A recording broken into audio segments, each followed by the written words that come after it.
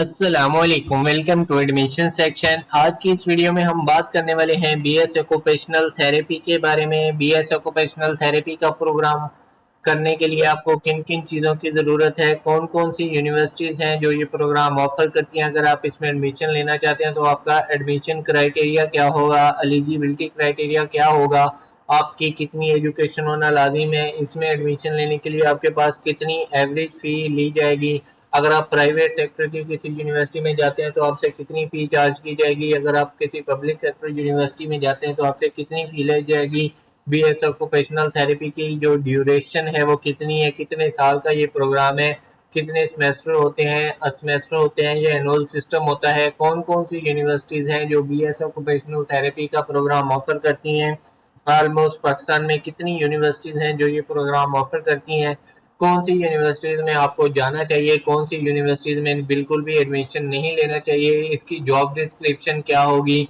इस फील्ड को कंप्लीट कर लेने के बाद, डिग्री कंप्लीट कर लेने के बाद आपके पास जो जॉब्स हैं, एम्प्लॉयमेंट एरियाज़ हैं वो कौन कौन से हैं, कहाँ कहाँ पे जॉब्स मिलती हैं, किस किस टाइप की जॉब्स मिलती हैं। जब आप डिग्री कंप्लीट कर लेते हैं तो मोस्ट इम्पोर्टेंट क्वेश्चन होता है स्टूडेंट्स का कि आपको बेसिक सैलरी कितनी मिलती है।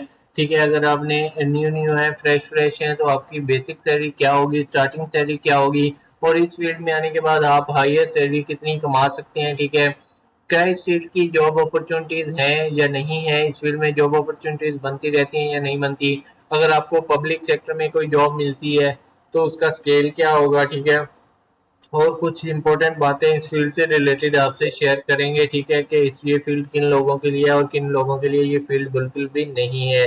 सबसे पहले बात करते हैं कि बीएस ऑक्यूपेशनल थेरेपी होता क्या है।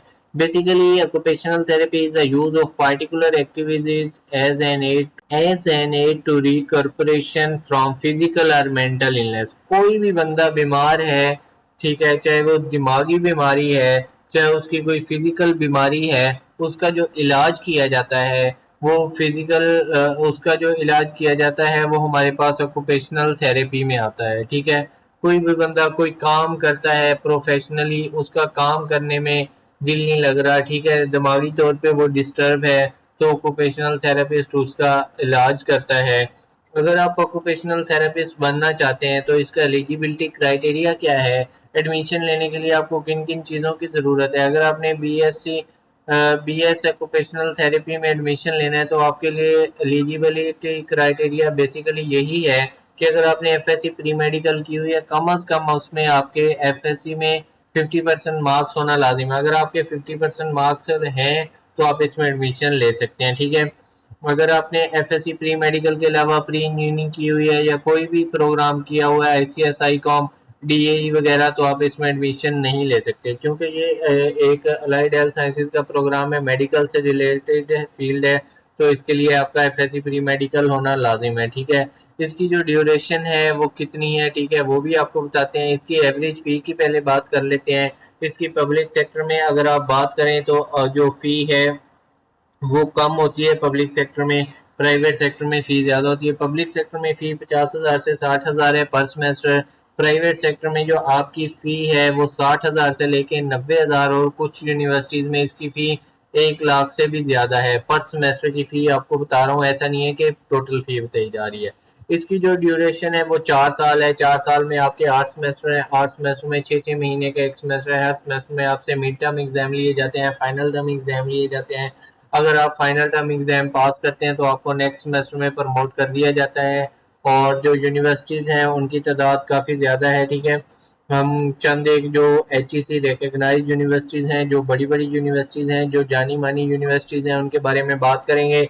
शहीद जुल्फ़िकार अली भुट्टो यूनिवर्सिटी इस्लामाबाद में वाक़ है। इसके बाद हमारे पास Dow university of health sciences Karachi में वाक़ है। Khyber medical university Karachi, Shaheed Benazir Bhutto university Karachi, Ziauddin medical university Karachi, Sarhad university of science and information technology Peshawar, fort college of rehabilitation sciences Lahore, DAMDC Bakhtawar Amin medical and dental college Multan, MMDC Multan medical and dental college Multan. ठीक है, ये चंद एक institute universities हैं जो कि बड़ी बड़ी यूनिवर्सिटीज़ हैं जो कि BS ऑक्यूपेशनल थेरेपी का प्रोग्राम ऑफर करती हैं।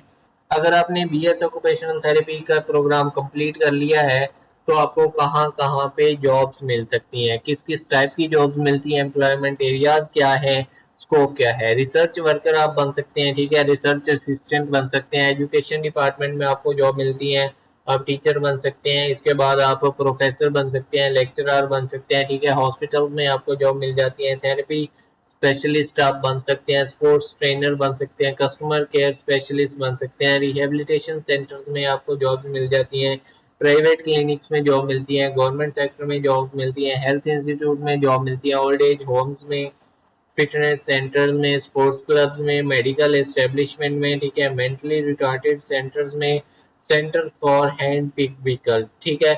یہ کچھ چند آپ کو جگہ بتائی ہیں جہاں پہ آپ کو ایزیلی جابز مل جاتی ہیں آکوپیشنل تھراپی کا پروگرام کرنے کے بعد۔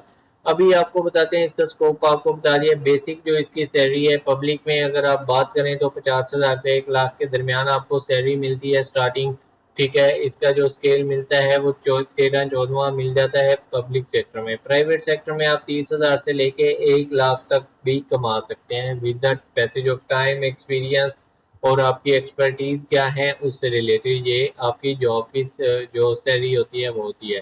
جاب اپرچونٹیز آپ کو ملتی رہتی ہیں اس فیلڈ میں، ٹھیک ہے، آتی رہتی ہیں۔ پبلک سیکٹر میں 13واں اسکیل آپ کو ملتا ہے تقریباً، اور امپورٹنٹ باتیں یہی ہیں کہ اگر آپ الائڈ ہیلتھ سائنسز کے کسی فیلڈ میں ایڈمیشن لینا چاہتے ہیں تو آپ کو خود کمپیئر کریں گے کہ اگر آپ کے پاس 10 ایسے فیلڈ ہیں جو کہ اس سے بہتر ہیں تو آپ ان کو چھوڑ کے ایک ایسے فیلڈ میں کیوں جانا چاہتے ہیں جو کہ 11ویں 12ویں نمبر پہ آتا ہے، جبکہ آپ سیم مارک سیم ایلیجیبلٹی کے ساتھ کسی بھی فیلڈ میں جا سکتے ہیں، ٹھیک ہے۔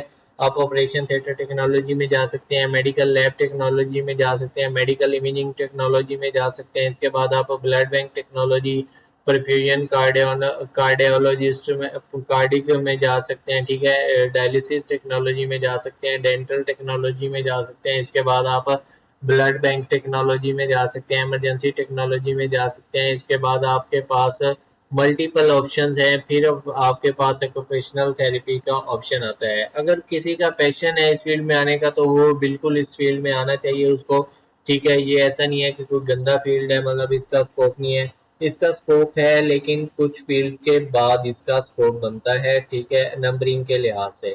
اگر آپ ایسی مزید انفارمیٹیو ویڈیوز دیکھنا چاہتے ہیں تو ہمارے چینل کو سبسکرائب کریں۔ اس ویڈیو سے ریلیٹڈ یا کسی بھی ویڈیو سے ریلیٹڈ آپ کا کوئی کوشچن ہے تو ہم سے آپ ضرور پوچھ سکتے ہیں، کمنٹ سیکشن میں پوچھ سکتے ہیں۔ دعا میں یاد رکھیے گا۔ جزاک اللہ۔